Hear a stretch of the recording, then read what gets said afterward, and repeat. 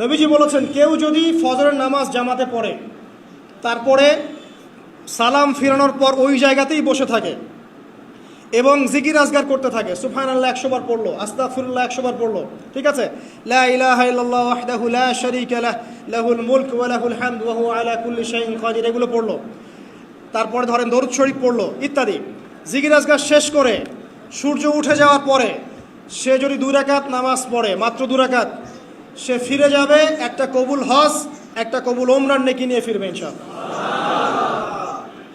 আরেকটা নামাজ আছে, যদি পসিবল হয় পড়তে পারেন, 8টা থেকে 10টার মধ্যে পড়ে ফেললে ভালো, এরপরে সূর্য উঠে যায়, সূর্য গরম হয়ে যায়। সেটা হলো আপনার এই চাশতের নামাজ, যেটাকে আমরা বলি সলাতুদ দুহা, চাশতের নামাজ।